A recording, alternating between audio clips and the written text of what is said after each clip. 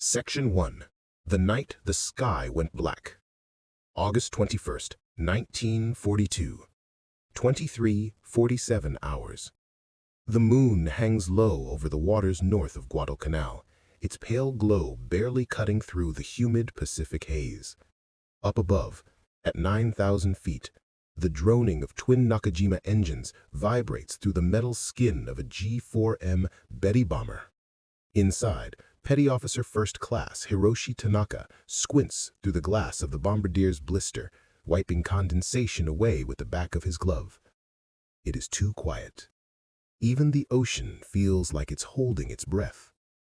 Tanaka's pilot, Ensign Koji Nakamura, taps the altimeter, then leans forward. "American patrols don't fly at night," he mutters, half to reassure his crew, half to steady himself. For weeks, this had been true. The darkness belonged to Japan. Their air raids on Henderson Field were ghosts' work, silent until the bombs fell, unstoppable until morning.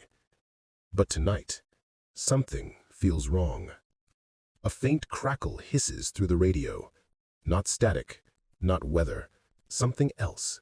An electric whisper cutting across the Betty's frequencies like a needle dragged across silk.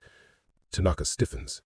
He's heard stories, rumors whispered by pilots who limped home at dawn, shaken, insisting they'd been attacked by planes they never saw. Invisible planes. American planes. "Nonsense," Command had said. "Fantasies born of exhaustion." But the hair on Tanaka's forearms rises. The temperature inside the cockpit drops. You can almost feel that chill yourself. Unnatural, like a cloud passing over the sun, except it's near midnight and the sky is clear. Then he hears it. A distant hum, lower than their own engines, subtle, predatory, moving fast. Nakamura tilts his head. "Did you hear?" A brilliant white flash slices through the dark, just for a second. A muzzle flare? A reflection? Tanaka can't tell, but the radio erupts in frantic chatter from another Betty in the formation. "We're hit! Something's out there! No visual!" And then silence. The sky over Guadalcanal swallows the bomber whole, leaving only the sound of waves far below, and the growing certainty that the impossible has arrived. Something is hunting them. Something that sees in the dark. The first kill without a face. The Betty's cockpit is now a box of shadows, lit only by the trembling glow of red instrument lamps. Nakamura's fingers tighten on the control column, knuckles bleaching white as he scans the empty sky. Nothing. No silhouette, no glint of metal, just the thick, wet dark of the Pacific night. But Tanaka feels it before he sees anything. Pressure, like the air itself, is bending around a presence. Far off their starboard side, something moves. Not light, not shape. More like a shifting absence, a sliver of darkness sliding across darker night. Then, a burst. Short, precise. The kind of disciplined trigger squeeze only an expert gives.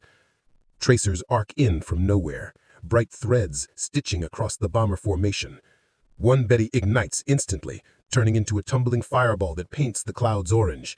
The crew barely have time to scream. Nakamura jerks the controls. "Evasive! Evasive!" The G-4M groans as he banks hard left. Loose tools rattle, maps slither off the navigator's table and onto the deck. Tanaka slams against the glass of the bombardier's blister as the bomber drops altitude fast, engines howling under strain. But the attacker stays with them. Whatever it is, it moves like it isn't bound by the same rules, cutting angles too tight, climbing too steeply, swooping with predatory confidence. Tanaka catches a glimpse at last.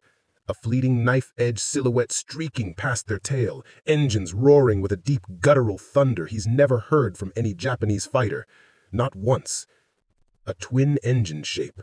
Squared wings. Too bulky to be a fighter, yet moving like one. "What is that?" he whispers. None of the crew knows. None have even heard of the new American machine, the P-70 Night Fighter, radar-guided, and made for killing in darkness. To them, it is simply a ghost, a phantom with guns. The intercom crackles again.